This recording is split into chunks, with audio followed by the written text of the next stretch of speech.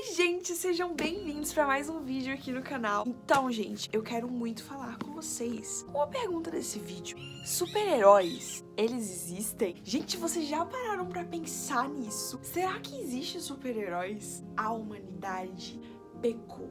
A humanidade peca. Todos os dias peca. Todos os dias a gente comete algo ruim. E a gente não tem discernimento de quão pesado é o pecado, de quão ruim é o pecado. E eu também não tenho. O peso do pecado, Jesus sofreu na cruz e Ele salvou a gente. Como assim, Gabriela? Você tá querendo me dizer que Jesus é tipo um super-herói? E Ele me salvou de quê? Eu vou ler aqui algo que é clássico, mas essa mensagem tem poder para restaurar pessoas, vida e tudo nesse mundo, porque Ele tem esse poder e Ele levou todo o nosso peso, toda a nossa culpa, todo o nosso pecado naquela cruz. Ele levou embora com Ele. João 3,16.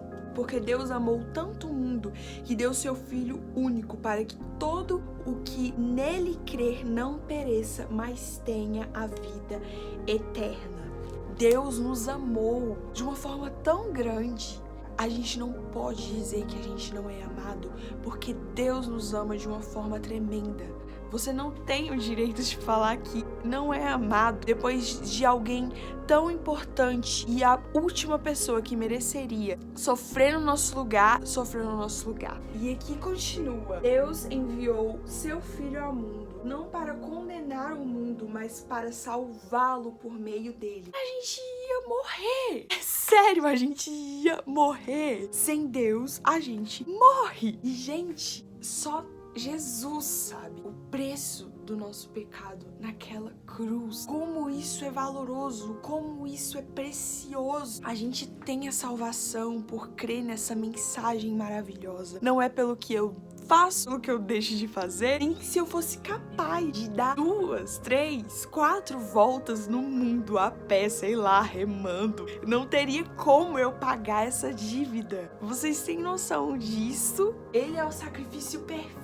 Ele se deu no seu lugar, no meu lugar, no nosso lugar. Ele se sacrificou de uma vez por todas e nos salvou de uma vez por todas. E nele há abundante graça, abundante misericórdia, e o amor dele e a misericórdia dele duram para sempre. E aqui continua no 18: não há condenação alguma para quem crê nele, mas quem não crê nele já está condenado por não crer no Filho único de Deus. Gente, Jesus, ele é a salvação da humanidade. Jesus, ele é a resposta que nós precisamos. E você pode pensar assim: nossa, talvez você esteja sendo radical demais por estar falando isso, ou ai, eu creio no meu Deus, no Deus que eu criei, num Deus que você olha pra Bíblia e vê várias coisas aqui que você não entende. Você acaba achando que é um Deus ruim por pegar algumas partes e não entender o contexto e não entender uma totalidade de tudo que está sendo dito. Mas eu quero te dizer que Deus é bom o tempo inteiro. Ele sabe o que ele tá fazendo. Sempre soube. E ele castiga o povo dele. Mas assim, você consegue ver quando você realmente para pra ler e vê que realmente existe a misericórdia de Deus. Na história de Jonas, ele vai lá e fala pras pessoas de Nínive, mesmo ele tendo fugindo e tal antes, mas na verdade ele é só esse mensageiro. Mas Deus que vai lá e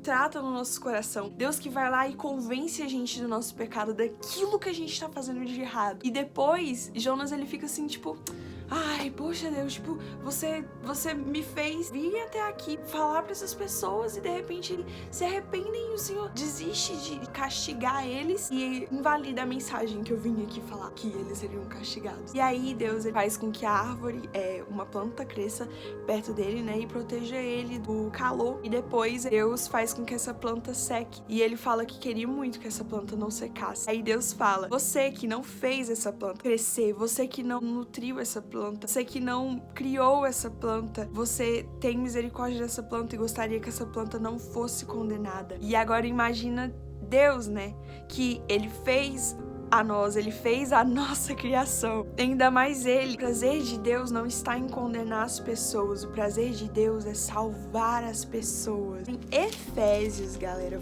antes da criação do mundo, Deus nos havia escolhido para sermos dele por meio da nossa união com Cristo, a fim de pertencermos somente a Deus e nos apresentarmos diante dele sem culpa. Por causa do seu amor por nós, Deus já havia resolvido que nos tornaria seus filhos por meio de Jesus Cristo, pois este era seu prazer e a sua vontade. Deus teve prazer em nos salvar, Ele tem prazer em nos ter do lado dele. Não pense jamais que Deus tem prazer em condenar, porque Ele é um Deus bom, quer ver a gente bem e, de fato, verdadeiramente, tudo coopera pro bem daqueles que amam a Deus, independentemente daquilo que você tá passando.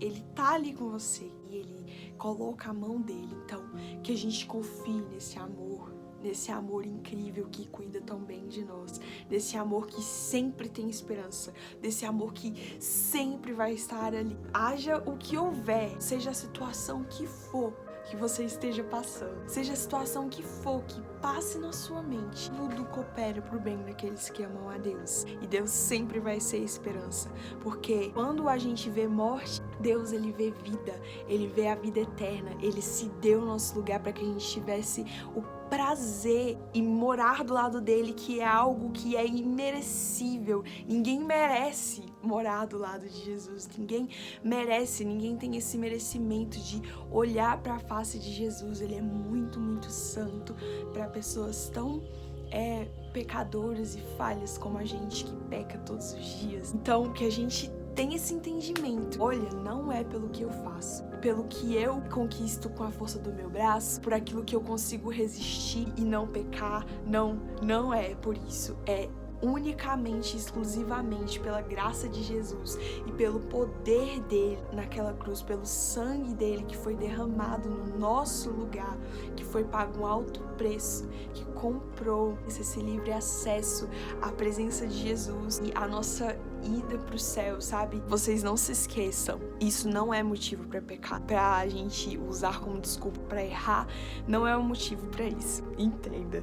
Quem teve um real encontro com Jesus, essa pessoa vai querer agradar o coração de Deus. E quanto mais você conhece o coração de Deus, mais você se apaixona. E não é algo que eu tô preso aqui, eu não posso pecar porque agora eu sou preso, porque isso. Não, pelo contrário, agora você é livre de tudo aquilo que te deixava preso e agora você verdadeiramente pode ver a verdade a respeito daquilo e ir pelo melhor caminho para você, porque tudo aquilo que Deus nos manda fazer tem um real propósito, um real motivo, que é completamente justificável e que se a gente segue, a gente se dá muito bem, a gente realmente entende o verdadeiro propósito daquilo que a gente tá fazendo, daquela direção que a gente tá seguindo por causa de Jesus. Gente, então é isso. Espero muito que vocês tenham gostado. Que Deus abençoe vocês e tchau!